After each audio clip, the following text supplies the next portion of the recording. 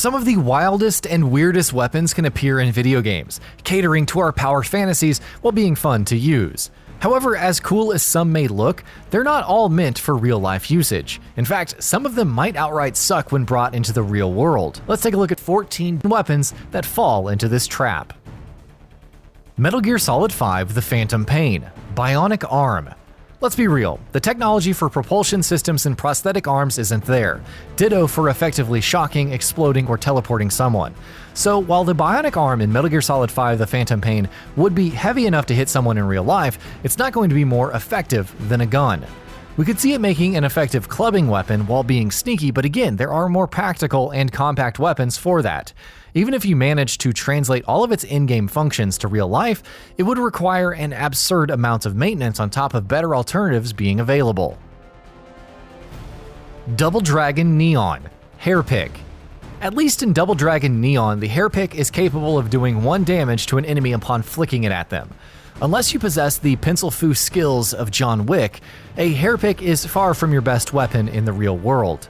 And while it may not be all that useful in the game either, at least it nets you an achievement when stuck to Skullmageddon's head.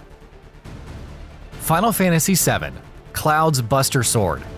Oversized swords are cool and all, but the chances of actually being able to lift something like this, much less wield it like an actual sword, are slim. This isn't to say that Zanbatos and other large swords didn't have a place in different periods of history, but the Buster Sword is even more ridiculous and impractical when comparing sizes. GoldenEye 007, the Klob. What's so bad about the Klob? It's a gun and guns kill people, right? The Klob somehow makes an exception to that rule. Its damage is woeful. It can't kill in one shot even in 007 mode. The accuracy is a joke, which makes firing it a liability, and its fire rate is equally abysmal.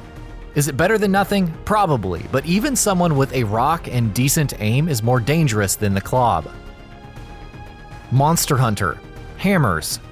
Of the many large and impractical weapons on this list, at least there's some self-awareness with Monster Hunter's hammers. They're designed to be heavy and slow even in-game, their weight influencing the momentum of different strikes. However, that just means that they're even harder to wield in real life just by sheer virtue of being bigger than even a sledgehammer. Doom, BFG 9000. If you ever want to mow down entire rooms of enemies, the BFG 9000 is often the way to go.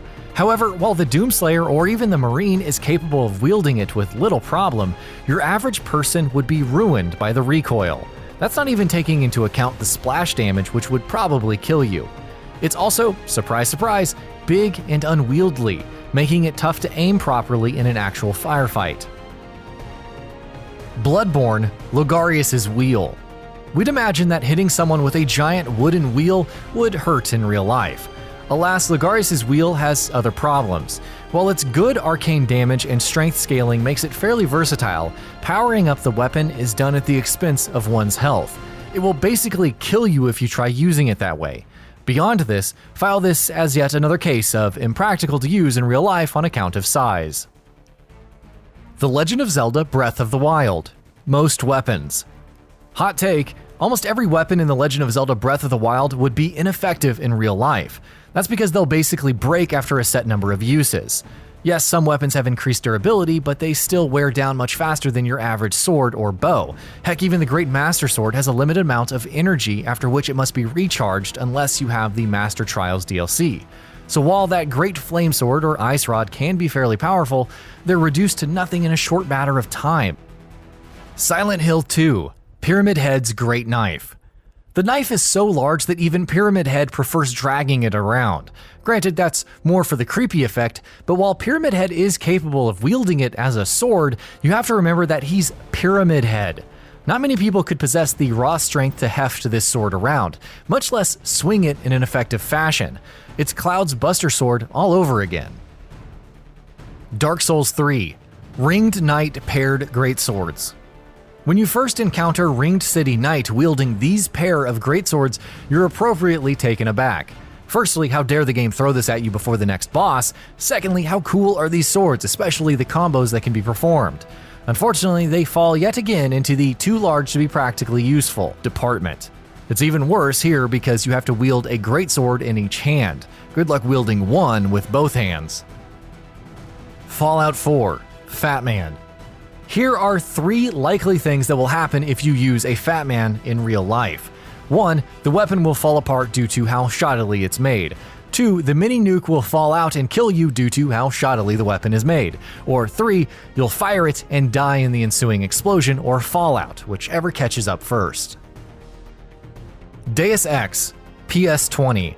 By Deus Ex standards, the PS20 is nothing special. It fires a plasma ball and only has one shot. The range is very good, though, and the explosion created is fine. But really, whether it's in-game or real life, having only one shot makes it very hard to recommend. Why not just go with, any gun that has multiple shots, can be reloaded, has great range, and won't immediately become useless after firing one bullet? Gears of War, Hammer of Dawn. In theory, the Hammer of Dawn would be pretty useful in real life. Calling down a giant laser from the sky to incinerate your foes, well, priceless. However, there are some drawbacks, like the satellites potentially being out of position and, well, that same orbital laser frying you as well. The Hammer of Dawn also takes some time to properly charge and aim, not to mention it's useless indoors. Kingdom Hearts, KEYBLADE. First off, unless the Keyblade actually chooses you, you're not wielding it anytime soon. Also, while its power to open any lock is nifty, as is the ability to slay countless Heartless and Nobodies, it also attracts the Heartless to the wielder at all times. You're almost always in danger without exception. Finally, it's a giant key. It might make a good blunt weapon, but there are many, many better options. And that about does it for this video. If you enjoyed what you watched and want to see more from GamingBolt, you can always hit that subscribe button and turn on the bell icon next to it. That way you will never miss any of our videos.